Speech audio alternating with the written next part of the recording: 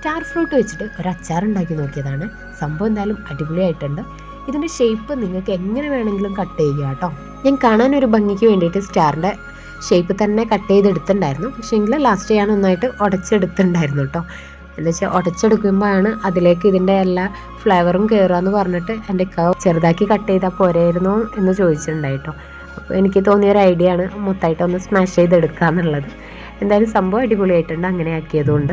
വലിയ ഡെക്കറേഷൻസ് കാര്യങ്ങളൊന്നുമില്ല. നോർമലായിട്ട് എല്ലാവരും അച്ചാർ ഉണ്ടാക്കുന്ന അതേ ഒരു സെറ്റപ്പ് തന്നെ ഫോളോ ചെയ്യുക. പക്ഷേ നല്ലെണ്ണയ്ക്കകത്ത് കടുക് ഉലുവ ഇട്ട് പൊട്ടിച്ചെടുത്ത് അതിലേക്ക് ഇഞ്ചി വെളുത്തുള്ളി പച്ചമുളക് ഇട്ട് നന്നായിട്ട് മൂപ്പിച്ചെടുത്തിട്ടുണ്ടായിരുന്നു. അതിനകത്തേക്ക് ഞാൻ എടുത്തു വെച്ചിരിക്കുന്ന അച്ചാറിൻ്റെ പൗഡർ ഇട്ട് നന്നായി റോസ്റ്റ് ചെയ്തെടുത്തു. അതൊന്ന് സെറ്റായി വന്നതിന് ശേഷമാണ് ഞാൻ ഈ ഒരു സ്റ്റാർ ഫ്രൂട്ട് അതിലേക്ക് കട്ട് ചെയ്ത് വെച്ചത് ഇട്ടിട്ട് മിക്സ് ചെയ്തിട്ടുണ്ടായിരുന്നത്. അതിനുശേഷം കുറച്ച് വിനാഗിരിയും ചേർത്തു.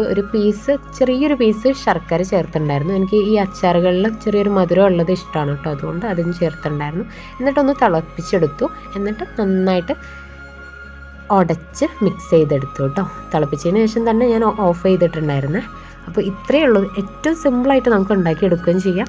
പെട്ടെന്ന് തന്നെ കഴിക്കാനും പറ്റുന്ന ഒരു ഈസി ആയിട്ടുള്ളൊരു അച്ചാറിൻ്റെ റെസിപ്പി തന്നെയാണ്. ഒന്ന് ചെയ്യാത്ത ഒരു സ്റ്റാർ ഫ്രൂട്ട് വെച്ചിട്ട് ഇങ്ങനെ ഒരു സംഭവം ചെയ്ത് നോക്കാത്തവരൊന്ന് ചെയ്ത് നോക്കണം കേട്ടോ. അടിപൊളിയാണ്. അച്ചാറുകളൊക്കെ നമ്മളെ കൊണ്ട് കഴിയുകയാണെങ്കിൽ വീട്ടിൽ തന്നെ ഉണ്ടാക്കിയെടുക്കാനായിട്ട് ശ്രമിക്കുക. കുറച്ച് കാലം നമ്മൾ ഉണ്ടാക്കുന്നത് നിൽക്കുള്ളൂ. നമ്മൾ കൂടുതലായിട്ട് പ്രിസർവേറ്റീവ്സ് ഒന്നും ആഡ് ആക്കാത്തതുകൊണ്ട് തന്നെ. അതുകൊണ്ട് തന്നെ ഉണ്ടാക്കുമ്പോൾ എപ്പോഴും കുറഞ്ഞ ക്വാണ്ടിറ്റി ആയിട്ട് ഉണ്ടാക്കി എടുക്കാനായിട്ടും ശ്രദ്ധിക്കുക. അപ്പോൾ ഇന്നത്തെ വീഡിയോ ഇത്രയേ ഉള്ളൂ.